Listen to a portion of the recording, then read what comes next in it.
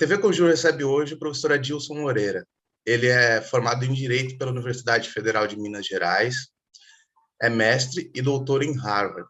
Ele também é referência no Brasil sobre direito antidiscriminatório, uma pauta que é urgente em uma sociedade tão desigual como a nossa. Professor, eu gostaria que o senhor começasse falando como o senhor se interessa, o que é, primeiro, direito antidiscriminatório e como o senhor começou a se interessar pelo tema.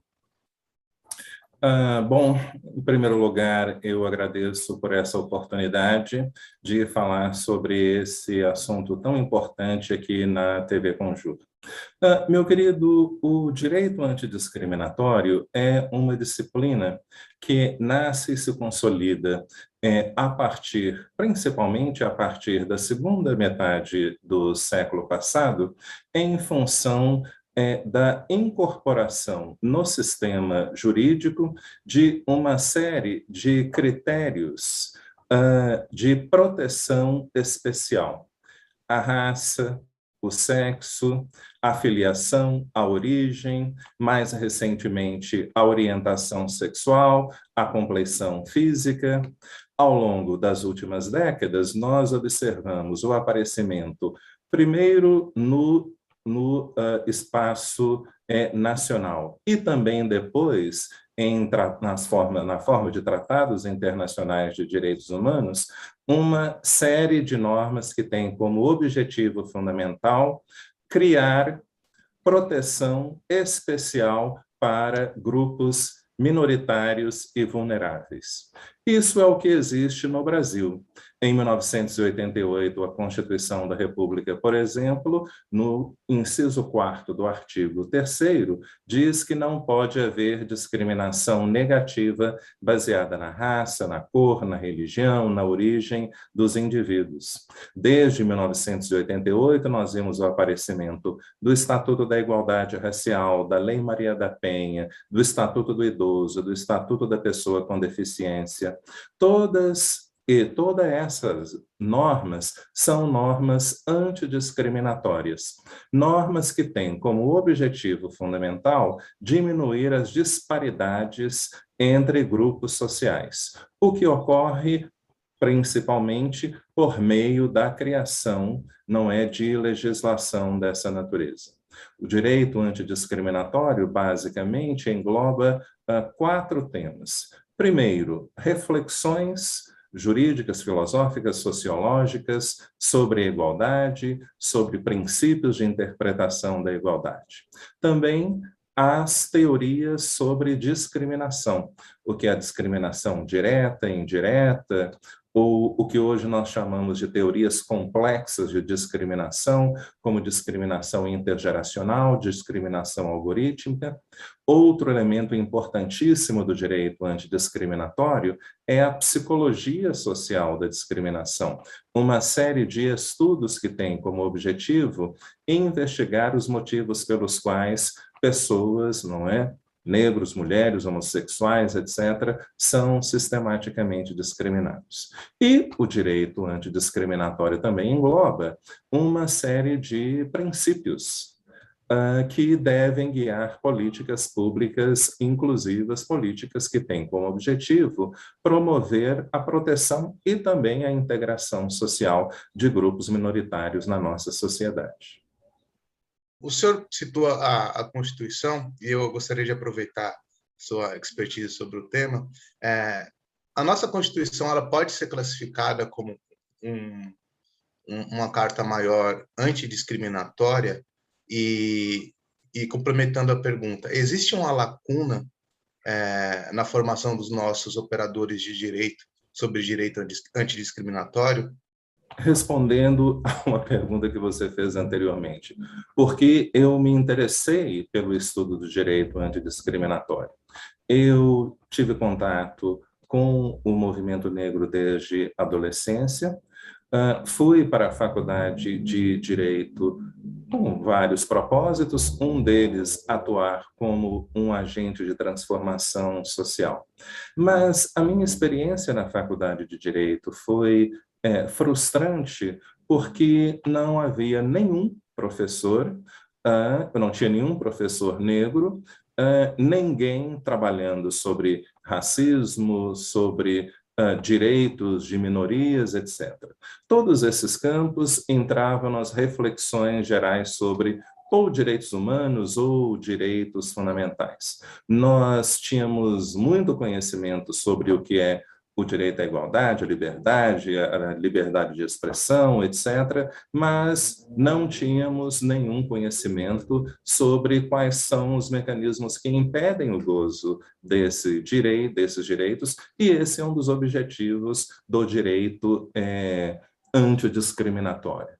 A nossa Constituição contém um programa de transformação social.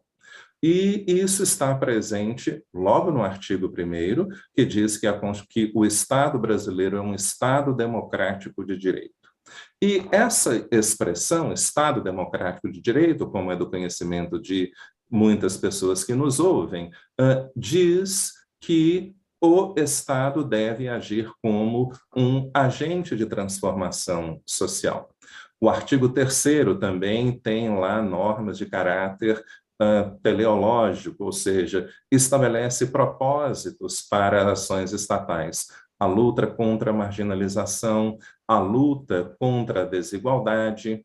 Então, no artigo 1º ainda, nós temos o princípio da dignidade, da cidadania, que são vistos como princípios estruturantes. Nós temos uma infinidade de direitos fundamentais. Nós temos normas que regulam, por exemplo, a família, nós temos normas que regulam a ordem tributária, a ordem econômica, as normas que regulam a ordem econômica, segundo o nosso texto constitucional, devem estar pautadas pela ideia de justiça social. Então, nós podemos plenamente entender a Constituição como um programa de transformação social, no sentido de que a Constituição procura transformar o Brasil em uma democracia pluralista e substantiva. Então, sim, nesse sentido, nós podemos entender a Constituição como um programa antidiscriminatório. E, em função disso, nós podemos entender a nossa Constituição da República como um conjunto de normas que tem um propósito específico, que é transformar o Brasil em uma sociedade mais justa, mais igualitária, uma sociedade na qual as diferentes formas de discriminação não impeçam as pessoas de ter gozo de direitos. Perfeito, doutor. Ainda sobre a sua experiência, o senhor fez doutorado em Harvard. Eu gostaria que o senhor comentasse as diferenças no debate do direito antidiscriminatório entre operadores de direito norte-americanos e aqui no Brasil. Sim, eu fui para os Estados Unidos. Primeiro, em 2002, eu estava fazendo meu doutorado no Brasil e fui para a Universidade de Yale como pesquisador visitante. E durante esse período, eu fiz algumas disciplinas com professores muito famosos, e uma delas foi com o professor Owen Fiss, um dos fundadores de uma teoria de interpretação da igualdade muito influente no meio intelectual norte-americano, que foi a teoria antissubordinatória. Então, o professor Owen Fiss mostra as limitações de uma teoria de interpretação da igualdade focada apenas na proteção das liberdades individuais, e ele convida as pessoas a pensarem a necessidade de proteção de grupos sociais, porque as pessoas não são discriminadas, não é apenas porque são por causa que são negras. As pessoas são discriminadas porque elas fazem parte de um grupo social que enfrenta historicamente uma história toda uma história de opressão social. E essa concepção da igualdade como algo que tem como objetivo proteger grupos sociais encontra muita não diria aceitação, mas encontra muita base e legitimação no nosso sistema jurídico.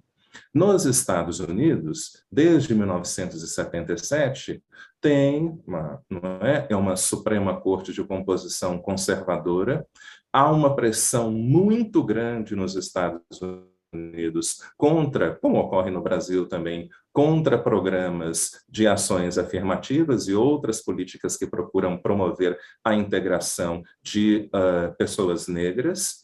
E a Suprema Corte tem afirmado essa ideia de que a igualdade existe para proteger indivíduos e, portanto, as ideias de que a igualdade deve ter a função de alcançar a justiça social, de acabar com o racismo estrutural, de ser, uma forma de reparar justiças históricas, todos esses argumentos foram abandonados na jurisprudência norte-americana, mas foram aceitos, por exemplo, nas decisões do Supremo Tribunal Federal, que reconheceu a constitucionalidade dessas políticas, dessas iniciativas de integração. E essa diferença de posições está relacionada também com o tipo de cultura, em cultura jurídica e de tradição constitucional de um país em outro.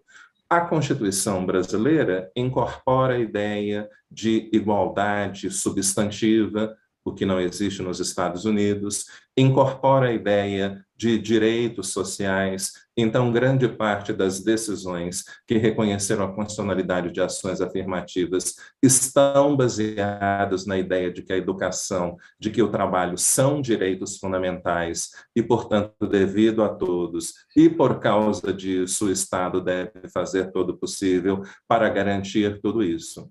Então, nos Estados Unidos, essas ideias não existem. E, em função disso, essas iniciativas têm cada vez mais sendo diminuídas, enquanto que no Brasil elas têm expandido. O problema é que, nos Estados Unidos, essa disciplina tem sido objeto, foi implementada na década de 70, 80, tem sido objeto de uma infinidade de estudos sobre igualdade, sobre discriminação, sobre políticas públicas, enquanto nós estamos agora começando no Brasil. Não é? Agora que membros de minorias estão chegando nas universidades, que negros, periféricos, indígenas, mulheres, não é? Há um número maior de pessoas que se tornam professores, professoras, há um número maior de bolsas em relação a isso, há um número maior de publicações. O que nos falta agora é realmente trazer essa disciplina para as escolas, para os cursos de graduação e pós-graduação, para que os operadores do direito possam tomar conhecimento do que é igualdade, das dezenas de teorias sobre a igualdade, sobre o que é discriminação. Se você perguntar 95% das pessoas que são membros do judiciário, por exemplo, o que é discriminação? Eles, 90%, vão dizer a mesma coisa.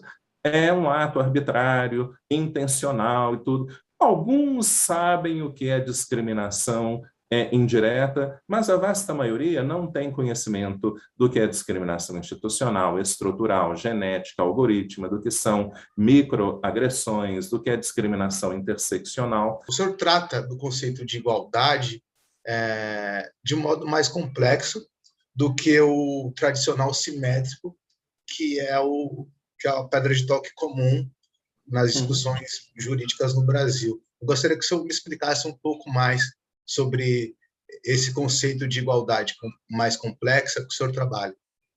Veja, o constitucionalismo moderno, não é? A democracia está baseada na ideia de que todas as pessoas devem ser tratadas da mesma forma perante a lei. Ou seja, o constitucionalismo moderno nasce a partir da defesa do tratado da igualdade formal.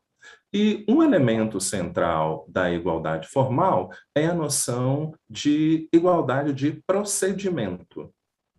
E quando esse conceito de igualdade formal surgiu, baseado na ideia de procedimento, de equidade, etc., ele foi revolucionário. Ele foi revolucionário porque nós partimos de estados que eram estados absolutistas para estados liberais de direitos fundados na proteção das liberdades. Bom, mas depois, não é? Já no final do século XIX, no início do século passado, surge uma outra concepção de igualdade que decorre das mobilizações sociais, especialmente de pessoas de classe baixa, do proletariado.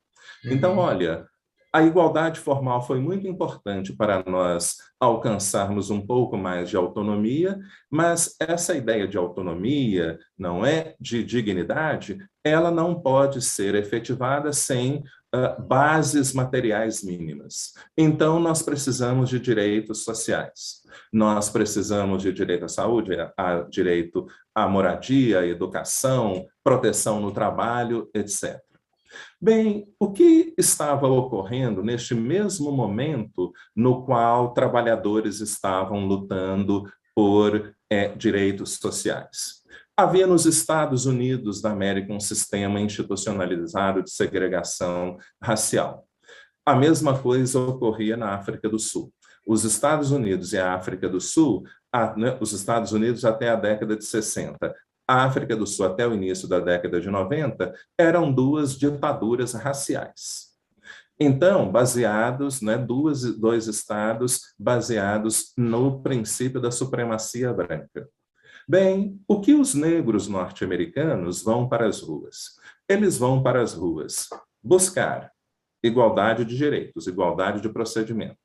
Vão para as ruas buscar também integração social por meio do acesso a emprego, à saúde, à escola, porque todo o sistema escolar era segregado. Mas eles vão também para as ruas à busca de reconhecimento da igual dignidade. Porque o que o sistema de segregação racial, não é? O que todos os sistemas de dominação social, o racismo, o sexismo, a homofobia, o classismo, não é, o capacitismo, todos eles têm o mesmo propósito: garantir vantagens competitivas para os membros dos grupos hegemônicos e também garantir que a respeitabilidade social seja um atributo exclusivo desses grupos. Então, em um regime de segregação racial, negros não eram vistos como atores sociais competentes. Então, hoje, quando nós falamos em igualdade, nós temos, por exemplo, o que se chama de igualdade relacional. E esse conceito de igualdade relacional, ele parte do pressuposto de que a igualdade procedimental é importante, de que a igualdade material é importante, mas ele também acredita que nós precisamos eliminar outro aspecto importante, que são os estereótipos, os preconceitos que motivam hierarquias arbitrárias no espaço público, no espaço do trabalho. Então, além da função protetiva, além da função integrativa, a igualdade tem outra função, que é a do reconhecimento. E é por isso que nós falamos, não é, sobre teorias complexas de igualdade. Em muitas situações, a mera igualdade de procedimento pode ser revolucionária. Ela pode promover essas duas outras formas de igualdade, como, por exemplo, negros no sistema criminal brasileiro. O sistema criminal brasileiro, a justiça criminal brasileira, ela é integralmente montada para incriminar, massacrar, prender, controlar pessoas negras, especialmente pessoas negras e pobres. Então, como é que nós promovemos a igualdade ali? Igualdade de procedimento. Então, se as normas penais, se as normas de execução penal estabelecem esse tipo de tratamento para todos, e se esse tratamento é oferecido para brancos, esse mesmo tipo de tratamento deve ser oferecido também para negros, para indígenas. Então, não é? Mas essa norma de igualdade de procedimento, ela já se mostra problemática quando nós estamos discutindo, por exemplo, a constitucionalidade de programas de ações afirmativas nas empresas privadas, programas de trainees para negros, porque negros e brancos não estão na mesma posição. Não é? Negros ganham em média, homens negros ganham em média 50% a menos do que homens brancos, e mulheres negras 60%, 70% a menos. Então, uma igualdade procedimental nesse campo concorre, permite a preservação da desigualdade. O senhor acredita que a interpretação que se dá ao crime de racismo no Brasil, ela é muito branda? E se ela for branda, na sua opinião, por quê? Veja, a interpretação que geralmente se dá ao crime de racismo no Brasil, ela não é muito branda, ela é inteiramente equivocada. E ela é, na maioria das vezes, inteiramente equivocada, primeiro porque as pessoas não têm advogados, promotores, juízes, têm pouco ou nenhum conhecimento de um tema muito relevante do direito antidiscriminatório, que é a psicologia social da discriminação. Um elemento importante da psicologia social da discriminação é a ideia de estereótipos. Estereótipos são falsas generalizações que nós fazemos sobre membros de determinados grupos. Eles podem, talvez, descrever de maneira apurada 2, 3 pessoas que pertencem àquele grupo, mas certamente não os milhões de pessoas, né, de outros membros daquele grupo. Os estereótipos têm uma dimensão descritiva e uma dimensão prescritiva. A primeira designa as supostas características de membros de determinados grupos e a outra é o lugar, as funções que essas pessoas podem ocupar no espaço público. Então, o racismo, o crime de racismo, significa praticar, induzir e incitar a discriminação racial. Então, quando você, por exemplo, conta uma piada racista, não é? Chama uma pessoa negra de macaco, ou faz comentários racistas sobre, por exemplo, o cabelo da mulher negra, sobre questões estéticas dessa natureza, o que você está fazendo? Com licença. Você está simplesmente expressando uma mensagem humorística? Não.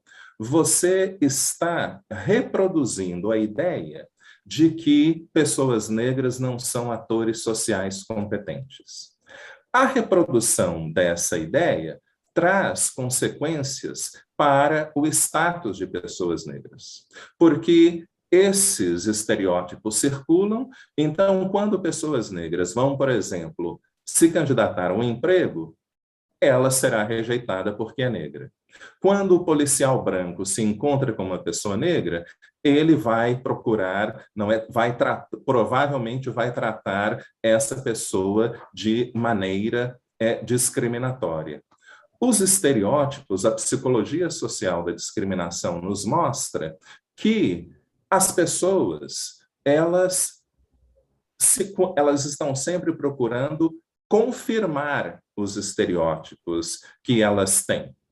Então, quando, por exemplo, um policial, o que é comum na polícia brasileira, como na polícia de São Paulo, quando um policial chega e pega e pergunta para o menino negro, qual é o seu artigo? Ele está partindo do seguinte pressuposto: você é negro, você necessariamente é um delinquente. Como você é um delinquente, você certamente já passou pelo sistema prisional. Então, eu quero saber qual foi o artigo a partir do qual você foi condenado. Então, para muitas pessoas, não é? Para muitos juízes, isso não é racismo. Isso é simplesmente um policial cumprindo a função deles. Quando um chefe, um gerente, não é, chama, e eu pesquisei vários casos disso, não é, uma área, se refere a uma área de uma empresa na qual há um grande número de pessoas negras de senzala, isso, na concepção de muitos juízes brancos, também não é racismo, isso é uma mera piada. Então, primeiro, há essa ausência de compreensão do que é discriminação, do que é a psicologia social da discriminação, de quais são os efeitos que estereótipos do que racismo, do que microagressões têm na vida das pessoas.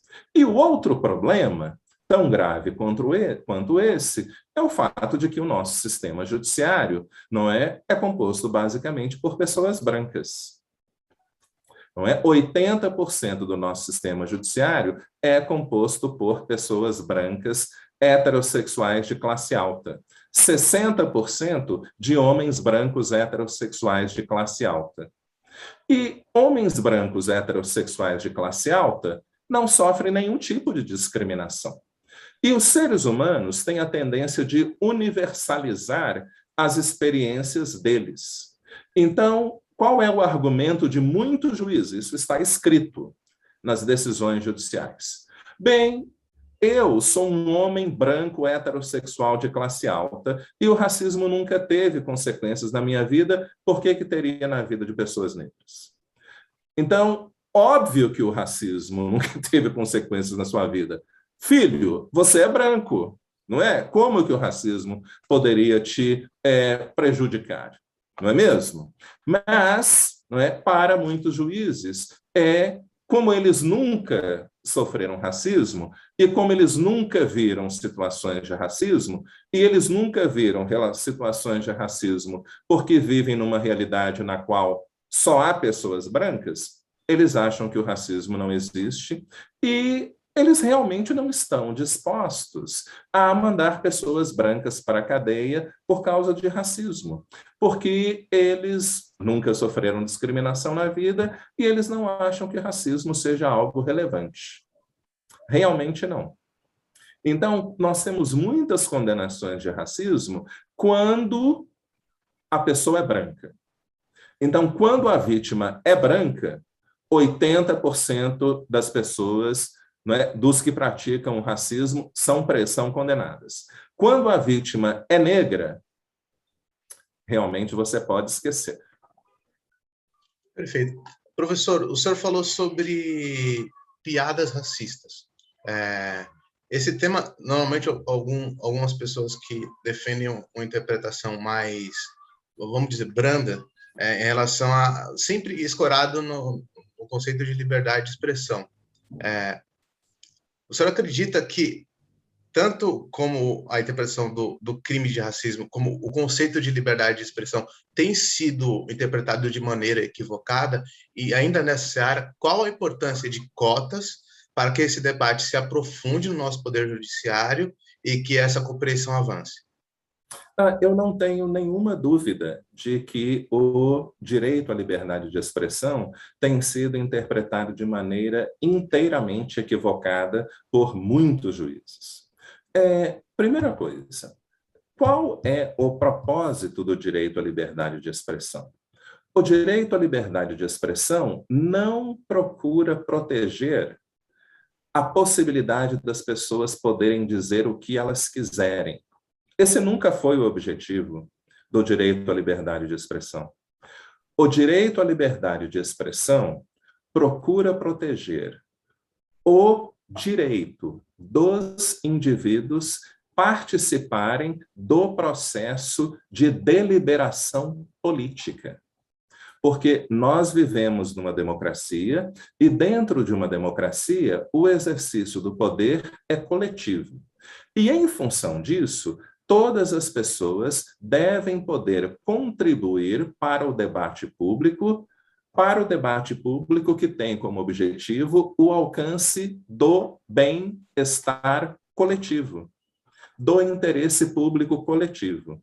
Então, censurar opiniões políticas contrárias a quem está no poder é algo problemático. Restringir o direito à liberdade de expressão, ou seja, restringir aqueles discursos, aquelas mensagens que podem oferecer parâmetros importantes para nós alcançarmos o bem comum, mas que o grupo que está no poder vê como uma ameaça aos programas que eles têm, isso é censura. Liberdade de expressão não permite o discurso de ódio. O discurso de ódio é extremamente problemático porque ele impede a construção da solidariedade social. Ele impede a percepção do outro como um ator social competente.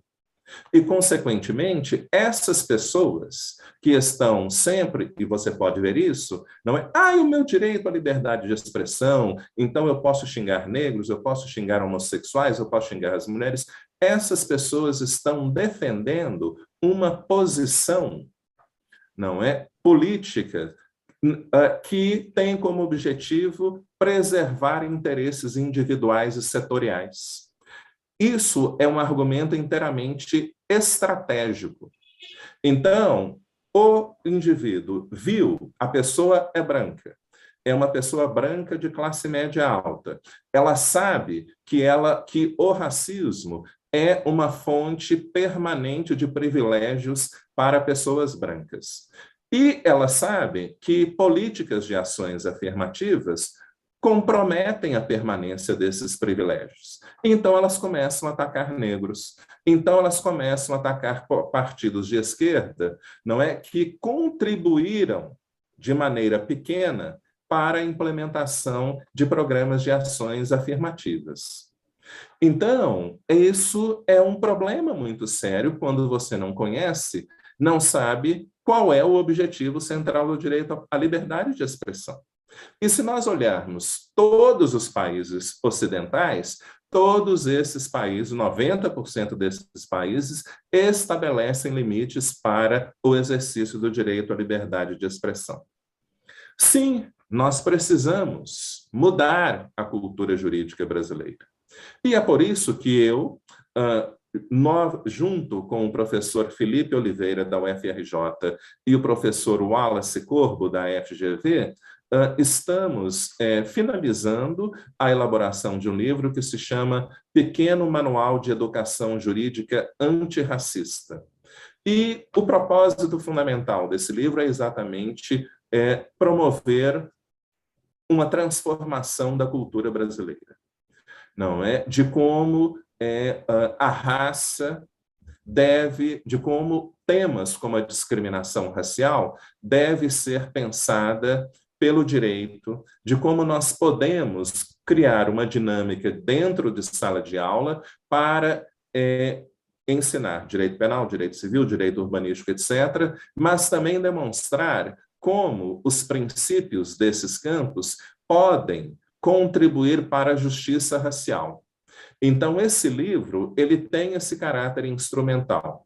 O Brasil é a sociedade mais racialmente desigual do mundo.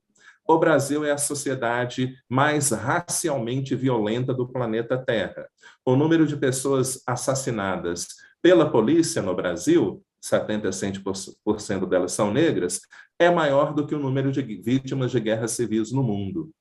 Então, essa discussão sobre justiça racial precisa ser o tópico fundamental de debate em todas as faculdades de direito no Brasil, porque esse é o maior problema jurídico que nós temos. Nós somos o país que mais mata seres humanos no mundo, não é? Negros no mundo, no planeta Terra. Agora, sobre isso, tem crescido, sobretudo no STJ, uma interpretação de anular prisões, de anular processos em que indivíduos foram abordados sem fundada suspeita.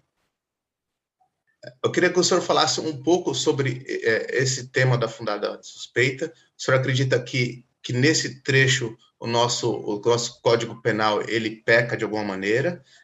Precisaria ser aperfeiçoado? Novamente, os ensinamentos do direito antidiscriminatório, e especialmente da psicologia social da discriminação, é de imensa relevância para nós entendermos esse tema da fundada suspeita. Novamente, o que são estereótipos? Estereótipos são falsas generalizações sobre seres humanos. Há estereótipos descritivos e estereótipos prescritivos. Os primeiros designam supostas características de membros de determinados grupos e os estereótipos prescritivos, os lugares sociais que eles podem ocupar. Há cerca de 4, 5 anos atrás, aliás, eu acho que 6, 7 anos atrás, circulou na internet um documento da Polícia Militar de São Paulo, mais especificamente de Campinas, dando a instrução a policiais que parassem todos os homens negros que estivessem circulando em bairros de classe média e de classe alta da cidade de Campinas. Bem, essa instrução, obviamente, ela está repleta de estereótipos, tanto descritivos quanto prescritivos. Primeiro, essa instrução parte do pressuposto de que todos os negros são delinquentes, não é? De que a delinquência é um elemento natural, é uma característica natural de pessoas negras e especificamente de todos os homens negros. Então, em função disso, todos eles devem ser parados e revistados e questionados. A dimensão prescritiva dos estereótipos também está presente nessa circular. Porque, veja, se eu sou um homem negro circulando num bairro de classe média alta de Campinas, isso pode ocorrer por uma variedade de motivos. Primeiro, eu sou morador do bairro. Segundo, eu trabalho naquele bairro, não é? Terceiro, eu vim fazer uma entrega naquele bairro. Eu vim prestar, eu sou engenheiro, eu sou técnico de informática, eu sou enfermeiro, e eu vim prestar serviços a um doente, a uma empresa, etc. Então, há uma pluralidade de fatores que justificam a presença de homens negros naquele bairro. Mas, para a polícia de São Paulo, não é? Se uma pessoa negra está andando em bairros de classe alta, essa pessoa tem a intenção de roubar e, portanto, você tem, não é? Novamente o que eu disse antes, a polícia do estado de São Paulo, ao mencionar isso, ela já está afirmando que todos os negros são delinquentes. Então, o que é fundada suspeita? De onde surge a ideia de fundada suspeita? E por que a fundada suspeita recai sempre sobre homens negros e raramente ou nunca em pessoas brancas? Porque eu seria, porque alguém me pararia por causa da fundada suspeita, mas provavelmente jamais pararia, por exemplo, Rodrigo Hilbert ou qualquer outro homem branco loiro de olhos azuis. Porque o que está na base da fundada suspeita são estereótipos. São estereótipos raciais institucionalizados na cultura da polícia, como os documentos da própria Polícia Militar demonstram. Perfeito, doutor. Vários agentes do debate antidiscriminatório com quem eu converso falaram de um ponto que o senhor especificou bem, que é uma tentativa de ideologizar o debate antirracista no país, como se isso fosse uma pauta de um espectro político e não algo que está expresso na nossa Constituição. Essa interpretação errônea, essa resistência em entender o debate antirracista como algo simplesmente necessário e não como algo ideológico, pode ser classificado como mais mais uma demonstração de racismo institucional. No fim do dia, é uma briga por espaços de poder e de tensão social que a gente tem visto com o crescimento das cotas. Eu não tenho nenhuma dúvida disso, Rafael. Absolutamente nenhuma.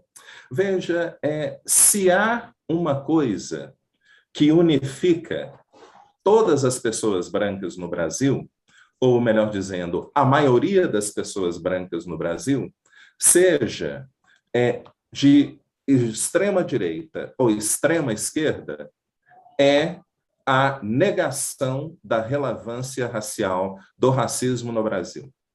Você conversa com pessoas de extrema-direita, você conversa com pessoas de extrema-esquerda, e todas elas têm, muitas delas, não é? Muitas delas têm exatamente o mesmíssimo discurso. Não é? Nós temos aí pessoas que dizem, não, que eu sou uma pessoa progressista, etc. e tal, mas quando nós vamos discutir, ok, você é uma pessoa progressista, o que você vai fazer para promover o protagonismo negro? O que você vai fazer para compartilhar oportunidades profissionais, educacionais? Ou seja, o que você vai fazer para compartilhar poder? Esse é o limite do protagonismo, do progressismo dessas pessoas. Elas podem apoiar políticas de ações afirmativas, elas podem até votar em políticos que têm uma pauta dessa natureza, mas na hora de decidir, de compartilhar poder e oportunidades, muitas dessas pessoas progressistas compartilham com pessoas que são exatamente iguais a elas. Igualmente brancas, igualmente heterossexuais, igualmente de classe média alta. E o problema, como você mesmo mencionou, é o seguinte: pessoas negras chegam na universidade e muitas delas, felizmente, pessoas negras, pessoas indígenas, muitas delas, felizmente, vão querer, não é, desenvolver pesquisas sobre a realidade delas, sobre a realidade de pessoas negras. E elas desenvolvem essas pesquisas, elas publicam essas pesquisas. E quando essas pesquisas têm, começam a circular, começam a ser incorporadas, qual é a consequência disso? Você vê um deslocamento de protagonismo dentro desses espaços. Não é? O espaço acadêmico, o espaço político, tudo isso em toda a história do Brasil sempre foi controlado por pessoas do mesmo grupo, homens brancos heterossexuais de classe média alta. Então, quando você, de vez em quando eu recebo mensagens de alunos e alunas dizendo, professor, olha que coisa, não é? Eu estava aqui nesse congresso e alguém mencionou a sua teoria da hermenêutica negra, mencionou a teoria do racismo recreativo, e o tal professor famoso, que é um jurista, falou que aquilo é um absurdo, que aquilo não sei o quê, que aquilo não tem moral e tal.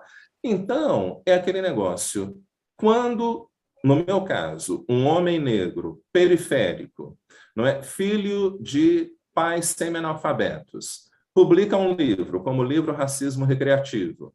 O livro é lançado no Brasil, é um sucesso de vendas, é um sucesso de vendas no exterior. E os tribunais começam a incorporar essa teoria.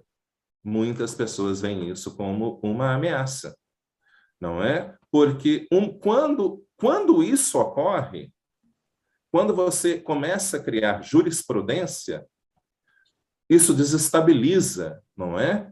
As coisas, porque essas pessoas brancas, elas construíram a carreira delas a partir da teoria que elas criaram, defendendo determinadas posições. Elas construíram a carreira, elas escrevem pareceres, elas cobram 50, 60 mil reais por esses pareceres, etc. Então, vem um homem negro, vem uma mulher, vem um homossexual, vem um indígena, vem uma pessoa com deficiência e se coloca, não é? Cria algo que te desloca do poder. Isso é algo que cria conflitos com pessoas brancas de todos os matizes políticos. Os Estados Unidos têm uma longa tradição de direito difuso e de ações coletivas.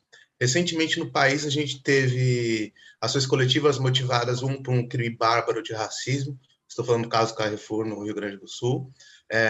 Aqui em São Paulo, mais recentemente, outra situação horrorosa numa rede atacadista chamada Açaí.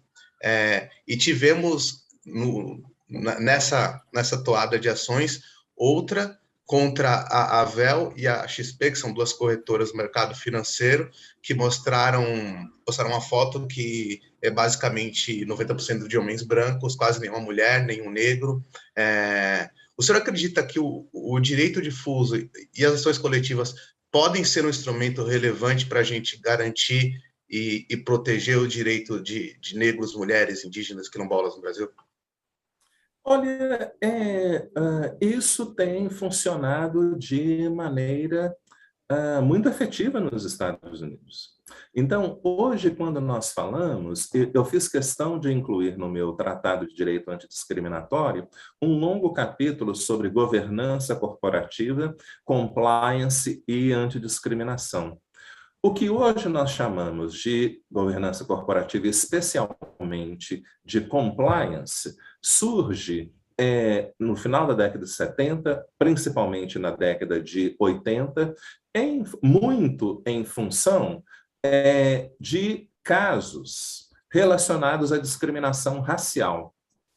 Não é? De grandes instituições que discriminaram funcionários negros ou clientes negros e que tiveram que pagar somas significativas de dinheiro. E em função dessas decisões judiciais que condenaram essas empresas, surgiram também normas jurídicas, não é? Normas legislativas para regular cada vez mais o funcionamento da empresa. Então, hoje, quando nós falamos sobre governança corporativa, necessariamente nós estamos falando sobre compliance, nós estamos falando sobre uma série de normas internas que procuram responder a exigências legais de como a atividade empresarial deve ser regulada. E essas ações são muito bem-sucedidas nos Estados Unidos, em grande parte em função da jurisprudência norte-americana baseada no direito antidiscriminatório, não é, que incorporou muitas teses desenvolvidas por especialistas no campo do direito antidiscriminatório. Há muitas ações que também têm sido importantes aqui no Brasil. Por exemplo, algumas ações que estenderam direitos matrimoniais para casais homoafetivos eram ações civis públicas, eram ações classificando o direito de minorias sexuais como direitos difusos. Gostaria de agradecer a entrevista, professor Adilson. Muito obrigado em nome da TV Conjuro. Foi um prazer, meu caro.